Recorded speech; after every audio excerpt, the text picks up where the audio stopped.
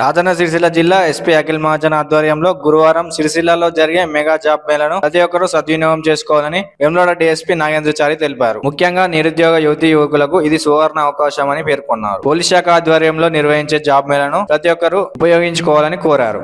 సిరిసిల్ల జిల్లా ఎస్పీ గారి ఆధ్వర్యంలో 13వ తారీఖు రోజు మెగా జాబ్ మేళా ఏర్పాటు చేయడం జరుగుతుంది సిరిసిల్లలో.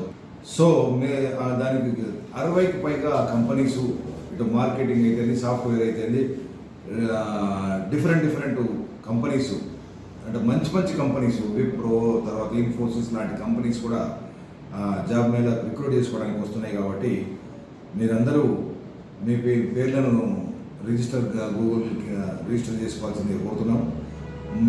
మనకు వచ్చిన అవకాశాన్ని వినియోగించుకొని మీరు మీ భవిష్యత్తును బంగారం చేసుకోవాలి. ఎందుకంటే ఎక్కడెక్కడికో పోయి ఉద్యోగాలు వెతుక్కునే అవసరం లేకుండా పోలీసు వారు ఇట్లాంటి ఫెసిలిటేషన్ సెంటర్ ఏర్పాటు చేశారు. కాబట్టి మీరందరూ కూడా జాబ్లో ఎన్రోల్ చేసుకోవాలి.